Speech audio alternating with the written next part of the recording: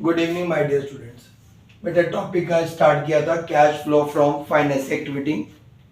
उसका question number है 32। Loan की वैल्यू दे रखी है, लोन के बैलेंसेस हैं, लोन की एडजस्टमेंट है। तो जिसका बैलेंस दिया होता है और अगर उसकी एडजस्टमेंट भी होती है तो उसका अकाउंट बनता है। ठीक है, चाहे कोई भी हो। तो लोन अकाउंट बनाया, लोन हमारी लायबिलिटीज है, by balance brought down to balance carried down. Loan की पेमेंट हो गई, एंट्री करते बढ़िया लोन की पेमेंट होती है। Loan account debit to cash, तो यहाँ पे आ गया टू कैश, वैल्यू बची बाय बैंक। ये 1,50,000 बैलेंस फिगर, ये वो अमाउंट है जो लोन मैंने लिया है और ये वो अमाउंट है जो मैंने लोन की तरफ पेमेंट करी है। तो ये इनफ्लो में आ जाएगा, प्रोसीड्स ऑफ लोन 1,50,000। ये बेटा मैंने पे कर दिया outflow, inflow minus outflow, financing activity plus का आ गया cash flow from financing activity 50,000। Question number 33, share issue की है। पहले आपकी शेयर कैपिटल 9 लाख थी, अब बेटे बढ़कर हो गई है 10 लाख। 1 लाख के आपने शेयर्स और इशू किए।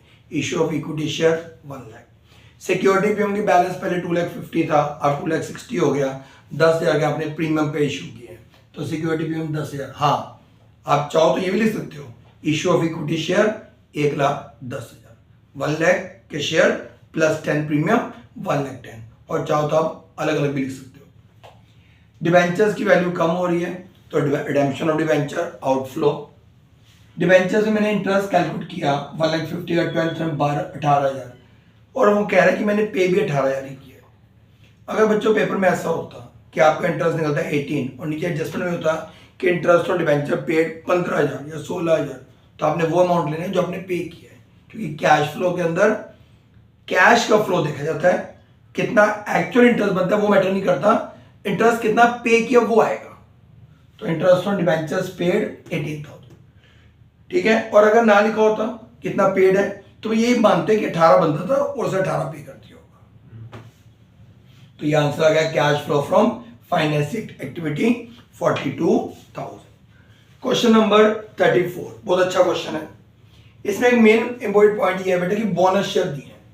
बोनस शेयर होता है हम अपने एग्जिस्टिंग शेयरहोल्डर्स को फ्री में कुछ शेयर दे देते हैं, राइट।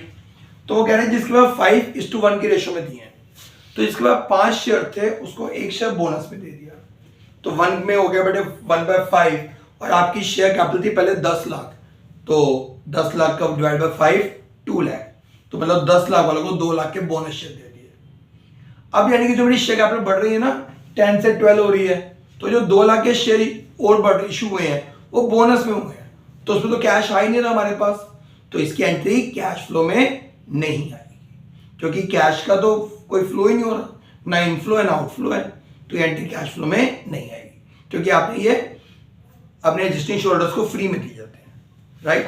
चलो, डिबेंचर पे इंटरेस्ट है 19,000 जो पे कैलकुलेट मैंने किया तो कुछ और अमाउंट आ रहा है, बट नीचे लिखा हुआ है कि इंटरेस्ट और डिबेंचर पेड इज 19,000, तो आप वही अमाउंट लोगे जो आपने पे किया है 19 से। डिविडेंड पेड है, डिबेंचर्स आपने इशू किए हैं, इनफ्लो में आ जाएगा issue of debentures. Inflow minus outflow, cash flow from financing activity 31,000। तो ये बेटे फाइनेंसिंग एक्टिविटी के क्वेश्चन नंबर 32, 33 एंड 34।